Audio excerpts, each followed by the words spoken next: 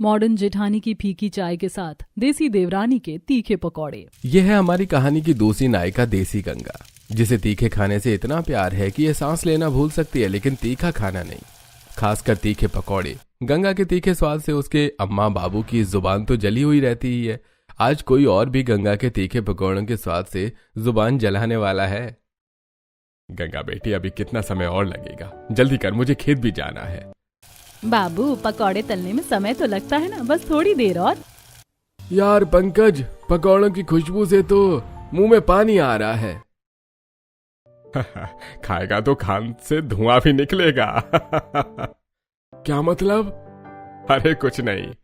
दो दोस्तों की बात खत्म होने से पहले ही गंगा गर्मा गर्म पकौड़े तलकर प्लेट में रखकर उन्हें देते हुए, ये लो बाबूजी, खाकर बताओ पकौड़े कैसे बने हैं। गर्मा गर्म पकौड़े देखकर बब्बू, गंगा बेटी, मैं तो देख कर ही बता सकता हूँ कि पकौड़े बहुत ही स्वादिष्ट बने हैं। पकौड़े खाकर पंकज जी, आहा, वाह गंगा, पकौड़े हमेशा की तरह लाजवाब बने हैं। गंगा की माँ का एक गिलास नहीं, एक जग पानी लाना। प्लेट से पकौड़ा उठाकर बब्बू, अभी पकौड़े खाई नहीं कि पानी मांगने लगा, तीखा लग गया क्या? अनीता एक जग पानी लाकर बब्बू को देते हुए, ये लो भाई साहब पानी। अरे पानी मैंने नहीं, पंकज ने मांगा है, तीखा उसे लगा है, मुझे नहीं लगता। अरे मैं तो जब तक एक कौर में एक हरी मिर्च न खाऊं खाने का स्वाद ही नहीं आता। तभी बब्बू जैसी पकौड़ा खाता है उसके कान से धुआं निकलने लगता है, चेहरा लाल होकर पसीने छोड़ देता है। अरे अरे अरे अरे पानी, अरे तीखा। अब अनीता के हाथ से जग छीनकर बब्बू पूरा जग पानी पी जाता है। अब समझा, मैंने पानी तेरे लिए ही मंगवाया था। बड़ा आया एक कौर में एक मिर्ची खाने वाला। ये मेरी बेटी के हाथ के बने पकौड़े हैं, खाकर अच्छों के पसीने छूट जाते हैं। अरे अरे अरे इतने तीखे पकौड़े कौन खाता है भला? गंगा बेटी, तूने बेसन की जगह मिर्ची पाउडर डाल दिया था क्या? काका, आज के पकौड़े तो कम तीखे थे, वो मिर्च खत्म हो गई थी ना। अरे तुम्हारे तीखे पकौड़े तुम्ही को मुबारक हो। आय, मुझसे न खाए जाएंगे ये अंगार के टुकड़े। तो मिलिए आप गंगा से और पता चल गया उसके पकौड़े कितने तीखे होते हैं। गंगा के बाबू को उसके हाथों के बने तीखे पकौड़े की आदत है, इसीलिए उन्होंने तीखे पकौड़े मजे से खा लिए।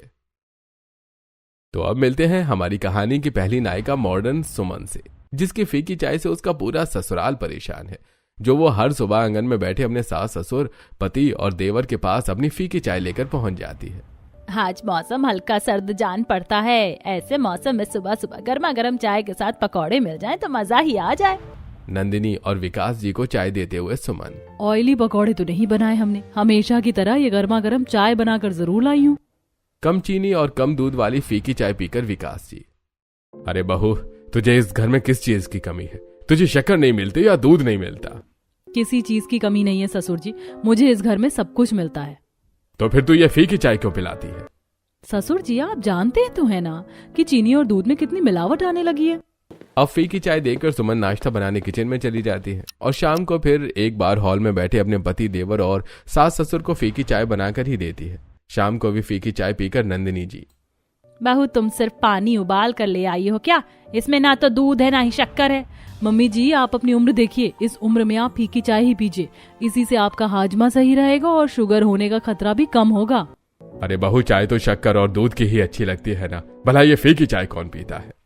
ससुर जी, आपकी सेहत के लिए फीकी चाय एकदम परफेक्ट है, मैं भी तो यही चाय पीती हूँ ना, कम शक्कर और कम दूध वाली। श्रीमती जी कुछ भी बोले और उनकी श्रीमान जी उन्हें सपोर्ट न करे, ऐसा कभी हो सकता है भला? खासकर जब श्रीमती जी मॉडर्न हो और श्रीमती जी की घूरती आंखें उन्हीं पर टिकी हो, तभी चाय की चुस्की लेकर कार्तिक, वाह, ये कम शक्कर वाली फीकी चाय कितनी टेस्टी और सेहत से भरपूर है। अरे भैया, आप भाभी से इतना क्यों डरते हो? भाभी जंगल की शेर नहीं है क्या? अरे यही तो शादीशुदा मर्द के खुश रहने का राज है मेरे छोटे भाई। अगर श्रीमती जी दिन को रात कहें तो रात ही कहना पड़ता है। अरे और रात को दिन कहे तो दिन। अरे छोटे, अभी तेरी शादी नहीं हुई ना, तो तुझे मेरी बातें समझ में नहीं आएंगी। एक बार शादी हो जाने दे, फिर सब समझ में आ जाएगा कि हैप्पी वाइफ तो हैप्पी लाइफ। अरे एक वो थे जिन्होंने अपनी पत्नी के प्यार में पर्वत को चीरकर रास्ता बना दिया था। एक हमारे साहबजादे हैं जो अपनी पत्नी की झूठी तारीफों के पुल बना रहे हैं। आप लोग मजाक करते रहो, मैं तो चली किचन में, बहुत काम है मुझे अभी। इतना बोलकर सुमन किचन में चली जाती है और फिर रात में डिनर करने के बाद सुमन के सभी घर वाले छत में ताजी हवा लेने जाते हैं। छत में रखे झूले पर बैठी नंदिनी और विकास जी। नंदिनी, तुम्हें याद है वो दिन जब तुम सुबह सुबह मुझे इसी झूले पर गर्मा गर्म मसालेदार चाय और पकौड़े लाकर दिया करती थी? और आप मुझे अपने पास इसी झूले में बैठा लिया करते थे। फिर हम दोनों साथ में चाय पीते और पकौड़े खाते हुए बातें करते थे। और मुझे घर के दूसरे काम करने में देर हो जाती थी। आखिर कैसे भूल सकती हूँ वो दिन। जब से बड़े बेटे की शादी हुई और हमारी मॉडर्न बड़ी बहू ने रसोई संभाली, तब से मसालेदार चाय और पकौड़े के साथ हमारी बातों का सिलसिला भी खत्म हो गया है। नंदिनी और विकास जी झूले में बैठे अपने पुराने चाय और पकौड़े भरे दिनों को याद करके अपने कमरे में सोने चले जाते हैं। अगली सुबह 8 बजे से ही स्टाइलिश साड़ी पहने हॉल में बेचैनी से टहल रही सुमन से वहीं पास ही सोफे में बैठे नंदिनी और विकास जी। बहू, आज सुबह सुबह तुम इतनी बेसब्री से किसका इंतजार कर रही हो? मम्मी जी, मैंने online automatic T maker order किया है जो आज आने वाला है, बस उसी का वेट कर रही हूँ। बहू, अब तक तो हमें फीकी चाय पिला रही थी, वो कम था क्या जो अब तुमने ऑटोमेटिक टी मेकर ही मंगवा लिया? बहू, जब से तुम आई हो तब से अच्छी चाय और मसालेदार खाने के लिए तरस गए। ना जाने कब हमें हमारी मनपसंद चाय और खाना मिलेगा। मम्मी जी, अगर आपको मसालेदार खाना और कड़क चाय ही पीनी थी तो आप किसी गांव की लड़की से अपने बेटे की शादी करती। मुझ जैसी शहरी मॉडर्न लड़की को अपने घर की बहू बनाकर क्यों लाई? बहू, हमें नहीं पता था कि तुम फीका खाना और फीकी चाय पसंद करती हो। तो अब आप देवर जी की शादी किसी गांव की लड़की से ही करिएगा, वही आपको मसालेदार खाना और कड़क चाय बनाकर देगी। ठीक है बहू, मैं अपने छोटे बेटे अभिषेक की शादी गांव में ही करूंगा। मैंने तो अपने 2-3 रिश्तेदारों से बात भी कर ली है। तभी विकास जी का फोन बजता है। कॉल रिसीव करके विकास जी, अरे यह तो आपने बहुत अच्छी खबर सुनाई है। मैं आज ही अपने बेटे को लेकर लड़की वालों के घर पहुंच जाऊंगा। वो विकास जी के रिश्तेदार का फोन था। उन्होंने विकास जी को गंगा के बारे में बताया। उसी दिन विकास जी नंदिनी और अभिषेक को साथ लेकर गंगा के घर पहुंच जाते हैं। गंगा के घर के हॉल में उसके पापा पंकज जी के साथ बैठे वो तीनों बातें कर रहे थे। तभी घर की रसोई में रखे मिट्टी के चूल्हे पर आग जलाने की कोशिश करते हुए सलवार सूट पहने चटपटे पकौड़े बनाने के लिए बेसन के घोल में लाल मिर्च का पाउडर मिला रही गंगा से, देखो गंगा, ये इस साल 7वां लड़का है जो तुझे अपने परिवार के साथ देखने आया। अगर तेरे हाथ के बने तीखे पकौड़े खाकर ये लड़का भी भाग गया तो तेरी खैर नहीं। माँ, तुम बोल तो ऐसे रही हो जैसे मैं ही सबको भगा देती हूँ। तू नहीं भगाती, तेरे हाथ के बने तीखे पकौड़े खाकर वो खुद भागते हैं। अपनी माँ के समझाने पर गंगा कम तीखे पकौड़े बनाकर हॉल में बैठे सभी लोगों को सर्व करती है, कम तीखे मगर चटपटे पकौड़े खाकर। अरे वाह पंकज जी, आपकी बिटिया ने तो बहुत स्वादिष्ट पकौड़े बनाए हैं। इतने स्वादिष्ट पकौड़े खाकर तो जुबान से इस रिश्ते के लिए हाँ ही निकल रही है। इसका मतलब आपको हमारी बेटी पसंद है? अरे इसमें भी आपको कोई शक है क्या, होने वाले समधी जी? विकास जी अगले महीने से पहले मुहूर्त में ही गंगा की शादी अभिषेक से करवाकर उसे अपने घर ले जाते हैं और उनकी दोनों बहुओं को पहली बार बात करने का मौका शादी की अगली सुबह किचन में ही मिलता है। किचन में स्टाइलिश साड़ी पहने और अपने माथे पे छोटी सी बिंदी लगाई सुमन देसी स्टाइल में साड़ी पहने मांग में लंबा सिंदूर भरे और माथे पे बड़ी सी बिंदी लगाए पकौड़े के लिए बेसन गोल रही गंगा से। ये आपने इतनी बड़ी बिंदी क्यों लगाई हो ये देवरानी जी? आपको नहीं पता क्या जेठानी जी, बिंदी सुहाग की निशानी होती है। वो तो मैं जानती हूँ, लेकिन इतनी बड़ी? जेठानी जी, हम गांव के लोग इतने मॉडर्न नहीं हुए कि बिंदी सिर्फ नाम के लिए लगाएं। ये कल की आई हुई मेरे स्टाइल का मजाक उड़ा रही है, अभी बताती हूँ इसे। देवरानी जी, आज आपकी पहली रसोई है और पहली रसोई में कुछ मीठा बनाया जाता है। गांव में आपकी माँ ने तो आपको ये बताया नहीं था क्या? बताया था जेठानी जी, लेकिन साथ ही ये भी कहा था कि बेटी, जो तुम्हें सबसे अच्छा बनाना आता हो वही बनाना। तो मैं वही बना रही हूँ, चटपटे और तीखे पकौड़े। मॉडर्न जेठानी और देसी देवरानी की नोकझोंक पहली मुलाकात में ही शुरू हो जाती है। आगे आगे न जाने क्या क्या होगा। हमेशा की तरह फीकी चाय बनाकर, लेकिन इस बार गैस चूल्हे में नहीं, अपनी टी मेकर मशीन में बनाती है सुमन और हॉल में बैठे अपने ससुराल वालों को कप में चाय देती है। बहू, आज हम में से कोई भी तेरी फीकी चाय नहीं पिएगा। तभी किचन से आ रही खुशबू सुनकर कार्तिक, अरे किचन से पकौड़ों की इतनी अच्छी खुशबू सालों बाद आई है।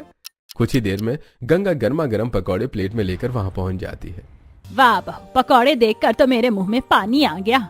सुमन के अलावा एक्साइटमेंट में वो सभी एक एक पकौड़ा खा लेते हैं। तीखे पकौड़े खाते ही सबके चेहरे लाल हो जाते हैं और कान से धुआं निकलने लगता है और धुआं निकलने के साथ साथ चेहरे से पसीना छूट जाता है। अरे तीखा। बहू ये पकौड़े तूने मिर्ची के बनाए हैं क्या? पानी, पानी, जल्दी से मुझे पानी दो। अरे गले से लेकर पेट तक आग लग गई। अरे गंगा, इतने तीखे कोई पकौड़े बना दे क्या? पानी, पानी। अपनी फीकी चाय आगे बढ़ाते हुए। पानी तो नहीं है, आप सब ये मेरी चाय पियो, थोड़ा आराम मिलेगा। अब फीकी चाय पीने के बाद उन सबको थोड़ी सी राहत मिलती है। अरे बहू, आज पहली बार ये फीकी चाय पीकर जुबान को राहत मिली। देवरानी जी, देखा, सबको मेरी चाय ही पसंद आई। तभी वहां पकौड़ों की खुशबू से विकास जी के पड़ोसी और दोस्त लहरी भी खिंचे चले आते हैं विकास जी से पकौड़ों की प्लेट लेकर। अरे वाह बेटा, बहुएं मिलते ही अपने दोस्तों को भूल गया। अरे बड़े बहू के आते ही चाय पर बुलाना बंद कर दिया और छोटी बहू के आते ही अब नाश्ते के लिए भी नहीं पूछा। बस यही तक थी तेरी दोस्ती। अरे तू प्लेट ये पहले मुझे दे, उसके बाद में तुझे सब समझाता हूँ। अरे ये पकौड़े तो अब सीधा मेरे पेट में ही जाएंगे, तू अब भूल जा इन पकौड़ों को। अगर ये पकौड़े तूने खा लिए तो। विकास जी अपनी बात पूरी कर पाते उससे पहले ही लहरी जी एक पकौड़ा खा लेते हैं। हाँ, मैं समझा कि तू मुझे ये पकौड़े अकेले क्यों खाना चाहता था। मैं तुझे रोक रहा था, लेकिन तूने मेरी बात नहीं सुनी। तभी गंगा की तरफ देखकर विकास, बहू तुम यहां खड़ी खड़ी क्या कर रही हो? जल्दी किचन से एक जग पानी ले आओ। एक और पकौड़ा खाकर लहरी जी, अरे बहू को क्यों परेशान कर रहा है विकास? पानी तो मैं पकौड़े खाने के बाद पीऊंगा। है? मतलब तुझे पकौड़े तीखे नहीं लगे? अरे ना ना ना, जरा से भी नहीं। अरे ना, मतलब इतने भी नहीं। एक और पकौड़ा खाकर, अरे तू मुझे इरिटेट करना बंद कर और चैन से पकौड़े खाने दे। तभी गंगा की तरफ देखकर लहरी, अरे गंगा बहू, अगली बार पकौड़े बनाना तो थोड़ा तीखा ज्यादा रखना। पकौड़ों का स्वाद और बढ़ जाएगा। कार्तिक, अभिषेक और नंदिनी जी अपने हाथ से पकौड़ों की प्लेट लहरी जी को देते हुए, यार तू आदमी है कि क्या है? इतने तीखे पकौड़े खाकर हमारी हालत खराब हो गई और तुझे ये फीके लग रहे हैं। ये ले, तू ये भी खा ले। विकास जी के हाथ से प्लेट लेते हुए, अरे बहू, अगली बार जब भी कुछ तीखा बनाना मुझे जरूर बताना। मास तो मजा ही आ गया। पकौड़े खाकर लहरी जी अपने घर वापस लौट जाते हैं। यार छोटी बहू, तुम उसकी बातों पर ध्यान मत देना, वो तो भुक्कड़ है। उसे तो बड़ी बहू के हाथों की बनी फीकी चाय भी अमृत लगती है। अगली बार कम तीखे पकौड़े बनाना। ठीक है ससुर जी। मैंने तो सोचा आज लहरी अंकल को बिना बुलाए किसी के घर जाकर खाने का सबक मिल जाएगा, लेकिन वो सारे पकौड़े चट कर गए। तुझे लहरी भाई साहब की पड़ी है। मैंने सोचा था कि आज छोटी बहू पहली रसोई में कुछ अच्छा बनाएगी, लेकिन इसने तो मुंह ही जलाकर रख दिया। गांव की गंगा के हाथ के बने तीखे पकौड़े खाकर सबने इतना पानी पिया कि शाम तक किसी को भूख ही नहीं लगी। शाम को गार्डन में रखी कुर्सियों पर बैठे वो सभी। अब जाकर पेट को थोड़ी राहत मिली है। अब लग रहा है कुछ खाने को मिल जाए। शाम की गुनगुनी धूप और एक हाथ में चाय का कप और दूसरे हाथ में पकौड़े हो तो सुकून के लिए क्या चाहिए। बस इतनी सी बात। मैं अभी आप सबके लिए चाय बनाकर लाती हूँ। और मैं पकौड़े। तुम दोनों तो रहने ही दो, हमें पता है तुम दोनों कैसे चाय और पकौड़े बनाओगी। मम्मी जी, इस बार कम तीखे पकौड़े बनाऊंगी और मैं मीठी चाय बनाऊंगी। भूख तो लगी है, ठीक है बनाओ। वैसे किचन में दोनों मॉडर्न और गांव की देवरानी जिठानी गई तो थी ससुराल वालों के मन की चाय और पकौड़े बनाने, लेकिन आदत से मजबूरन मॉडर्न सुमन ने फीकी बिल्कुल ना के बराबर शक्कर वाली चाय बनाई। और फूटी किस्मत गांव की गंगा की, जो ससुराल में पकौड़े की नई रेसिपी ट्राई करने के चक्कर में फ्रिज में रखी तीखी मिर्च की फीकी समझकर मिर्च के पकौड़े ही बना दिए। अब दोनों देवरानी जिठानी चाय और पकौड़े गार्डन में बैठे ससुराल वालों को सर्व करते हैं। फीकी चाय पीकर विकास जी, अरे बहू तुम नहीं सुधरने वाली। हम चाहे जो कह रहे तुम करोगी अपने मन की ही। क्या करूं पापा जी, मुझे आपकी सेहत की फिक्र है। आप जानते तो हो ना, शक्कर में मिलावट और आपकी सेहत। हाँ बहू, मैं सब जानता हूँ। चाय ने तो निराश कर दिया, अब सारी उम्मीदें पकौड़ों से है। विकास जी पकौड़े खा पाते उससे पहले ही पकौड़े खाकर कान से धुआं निकालता अभिषेक,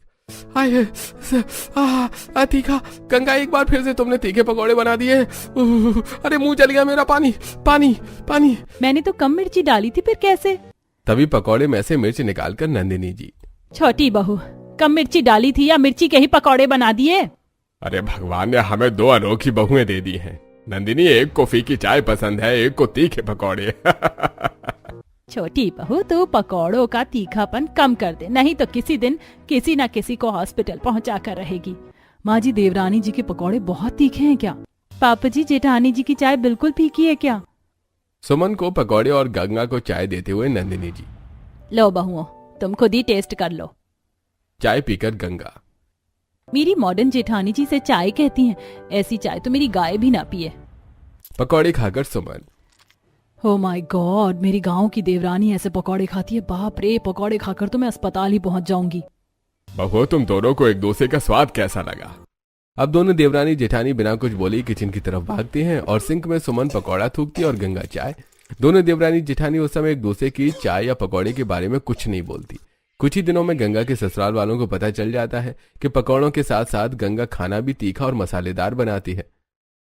एक दिन दोपहर में ही जल्दी फैक्ट्री से घर वापस आकर हॉल में बैठी अपने नेल्स में पॉलिश लगा रही सुमन और अपने पैरों में महावर लगा रही गंगा से कार्तिक और अभिषेक। देखो सुमन, मैं जानता हूं कि तुम मॉडर्न हो, फीकी चाय और फीका खाना पसंद करती हो, लेकिन आज के लिए प्लीज अपनी पसंद साइड में रखकर कुछ स्पेशल बना देना। गंगा, मैं यही बात तुमसे भी कर रहा हूँ। तुम गांव की हो, तुम्हें तीखा और मसालेदार खाना पसंद है, लेकिन प्लीज आज रात का खाना तुम कम तीखा कम मसाले वाला ही बनाना।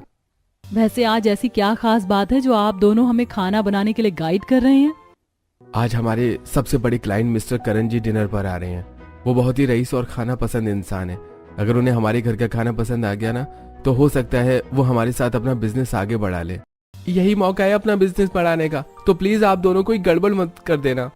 आप दोनों चिंता मत करिए, आपके कला कला कला क्लाइंट, हाँ वही, मेरे हाथ का स्वाद जिंदगी भर नहीं भूल पाएंगे। अब दोनों देवरानी जेठानी किचन में जाती हैं। किचन में खड़ी होकर सुमन और गंगा। मेरे पति को खाने के बारे में कुछ नहीं पता। मिस्टर करण जी रईस हैं तो मॉडर्न भी होंगे और उन्हें भी मेरी तरह ही कम ऑयली या कम शक्कर वाला खाना ही पसंद होगा, तो मैं उन्हें वैसा खाना ही खिलाऊंगी और अपनी स्पेशल कम चीनी वाली फीकी चाय से उनका स्वागत करूंगी। वो जो भी हो, उन्हें मैं बताऊंगी कि गांव का शुद्ध खाना कैसा होता है और मैं उनका स्वागत अपने पकौड़ों से करूंगी। अब करण जी को इम्प्रेस करने की कोशिश में दोनों मॉडर्न और गांव वाली देवरानी जेठानी वही करती हैं जो उन्हें करने के लिए मना किया गया था। गंगा की मॉडर्न जेठानी बूंदी वाला फीका रायता और जीरा राइस फीकी दाल बनाती है। सुमन की गांव वाली देवरानी मसालेदार तीखी आलू मटर की सब्जी, तंदूरी रोटी और सरसों का साग बनाती है। अब दोनों देवरानी जेठानी अपनी स्पेशल फीकी चाय और तीखे पकौड़े स्टार्टर के लिए बचा के रखती है। शाम को तय समय पर करण जी पहुंच जाते हैं। हॉल में उन्हें बैठा कर उनके साथ कार्तिक, अभिषेक, नंदिनी जी और विकास जी बैठे बातें कर रहे थे। तभी सुमन फीकी चाय और गंगा तीखे पकौड़े लेकर पहुंच जाती है। लीजिए मिस्टर करण जी, गर्मा गर्म चाय पीजिए और पकौड़े भी खाइए। तभी चाय पीकर करण जी, कार्तिक जी, आपके यहाँ ऐसी फीकी चाय पीते हैं? मुझे लगा कि आप लोग मेरा स्वागत कड़क मसालेदार चाय से करेंगे। खैर, कोई बात नहीं।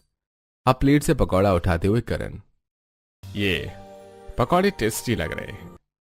हे भगवान, जब चाय फीकी है तो पकौड़े भी तीखे होंगे। अगर करण जी ने ये पकौड़े खा लिया तो इन्हें रोकना होगा भाई।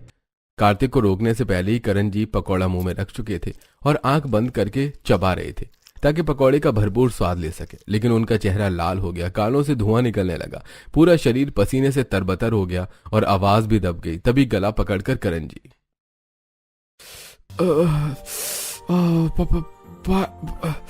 अभिषेक करण जी को पानी पिलाता है। आप ठीक तो है ना करण जी? अरे, आप लोग मुझे मारना चाहते हो क्या? अरे, इतने तीखे पकौड़े कौन खाता है भला? अरे, मुझे अस्पताल ले चलो, मैं अब दोबारा कभी किसी के घर पर खाना खाने नहीं जाऊंगा। अब कार्तिक और अभिषेक तुरंत करण जी को हॉस्पिटल लेकर जाते हैं। यह क्या कर दिया बहू तुमने? हाँ, तुम दोनों की वजह से आज कितना बड़ा मौका हाथ से निकल गया। अब तो शायद करण जी हमारे साथ बिजनेस भी ना करे। ये मेरी गलती नहीं है, देवरानी जी की है। मैंने तो फीकी चाय बनाई थी, उनके बनाए तीखे पकौड़े खाकर ही करण जी की तबीयत बिगड़ी है। तभी गंगा की तरफ देखकर नंदिनी जी, बाहू, तुम्हें कितनी बार समझाया कि पकौड़ों का तीखापन कम कर दो, लेकिन तू समझी ही नहीं। आज देख ले, हो गया ना वही जिस बात का डर था। तीखे पकौड़ों से पहुंचा दिया ना तूने करण जी को हॉस्पिटल। अब नंदिनी कुछ नहीं बोलती, चुपचाप अपनी सास की डांट सुनती रहती है और अगले कुछ दिनों तक पकौड़े नहीं है और खाने में भी कम मिर्च और मसाले डालती है।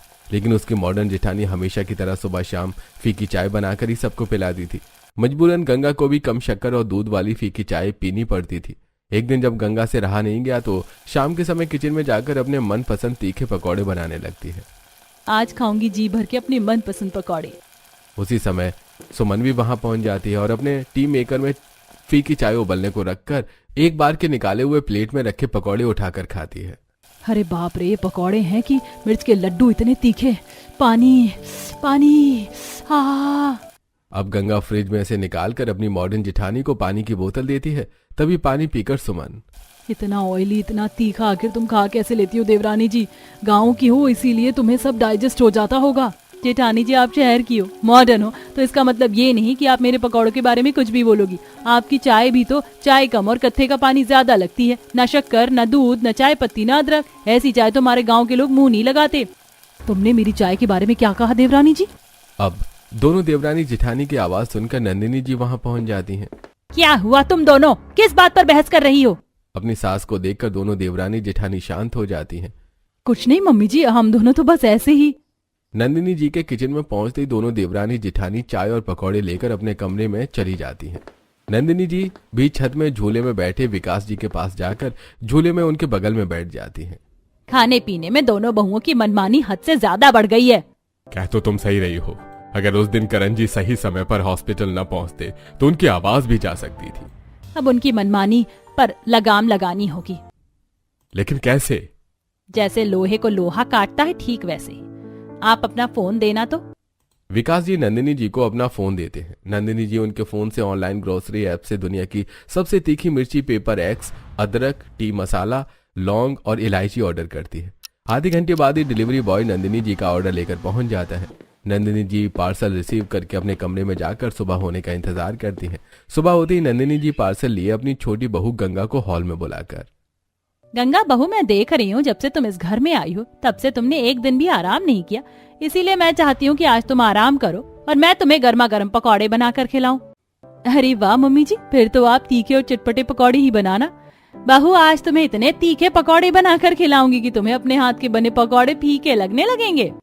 अब नंदिनी जी किचन में जाकर बेसन के घोल में पेपर एक्स मिलाकर दुनिया के सबसे तीखे पकौड़े बनाकर हॉल में पकौड़ों का बेसब्री से इंतजार कर रही अपनी बहू गंगा को देती है। उस समय हॉल में नंदिनी जी का पूरा परिवार बैठा हुआ था। गंगा जैसे पकौड़ा मुंह में रखकर उसे चबाती है वैसे उसका चेहरा लाल हो जाता है और मुंह से आग निकल जाती है। तीखा तीखा तीखा मम्मी जी, ये क्या खिला दिया आपने? पानी पानी, कोई तो पानी दे दो। बहू शांत हो जाओ, पकौड़े इतने भी तीखे नहीं है। मम्मी जी, पकौड़े खाकर मेरा गला जल रहा है और आप कहती हो पकौड़े तीखे नहीं है। बहू अब समझ में आया? तुम्हारे तीखे पकौड़े खाकर हमारी क्या हालत होती थी। हाँ मम्मी जी, अब मैं समझ गई हूँ। आज के बाद मैं कभी भी तीखे पकौड़े नहीं बनाऊंगी। तभी किचन से एक गिलास दूध लाकर गंगा को देते हुए नंदिनी जी, बहू ये लो दूध पियो। दूध पीने से मुंह का तीखापन कम होता है। अब गंगा नंदिनी जी से दूध का गिलास लेकर एक घूंट में सारा दूध पी जाती है। दूध पीने के बाद गंगा के मुंह का तीखापन थोड़ा कम होता है। अब जाकर राहत मिली माँ जी। मैं किचन से चाय बनाकर लाती हूँ देवरानी जी, चाय पीकर आपको राहत मिलेगी। तुम रहने दो बहू, आज तुम सबके लिए चाय मैं बनाऊंगी। इतना बोलकर नंदिनी जी किचन में चली जाती हैं। मम्मी जी, आज करना क्या चाहती हैं? देवरानी जी को तीखे पकौड़े बनाकर खिला दिए, अब न जाने चाय में कौन सी मिस्ट्री है। थोड़ी देर बाद नंदिनी जी किचन से ट्रे में रखकर 6 कप चाय लेकर वापस हॉल में आती हैं और सुमन को देते हुए, ये लो बहू, मेरे हाथ की बनी चाय सबसे पहले तुम पियो। अब सुमन चाय का कप उठाती है। हे भगवान, ना जाने मम्मी जी ने चाय में क्या मिलाया है। तभी चाय की खुशबू नाक में जाते ही, खुशबू तो बहुत अच्छी आ रही है। सोच क्या रही हो बहू, चाय पियो। अब झिझकते हुए सुमन चाय का पहला घूंट पीती है। वाह मम्मी जी, इसे कहते हैं चाय। ये चाय आपने कैसे बनाई? ठीक वैसे ही जैसे चाय बनाई जाती है। पहले तपेली में पानी उबालने को रखा, फिर उसमें चाय पत्ती डाली, फिर दूध डाला, फिर शक्कर डाली, फिर इलायची, अदरक, लौंग कूट कर डाला और सबसे आखिर में बहुत सारा प्यार भी डाला। मम्मी जी, यही है चाय का असली स्वाद। मिलावट के डर से मैं तो फीकी चाय पी रही थी, साथ में आप सबको भी पिला रही थी, लेकिन अब से फीकी चाय पीना बंद और मसालेदार कड़क चाय पीना शुरू। तो फिर हो जाए मॉडर्न जेठानी की मसालेदार चाय के साथ देसी देवरानी के टेस्टी पकौड़े। इस तरह नंदिनी जी की समझदारी से मॉडर्न जेठानी की फीकी चाय और देसी गांव के तीखे पकौड़ों से पूरे परिवार को छुटकारा मिल जाता है।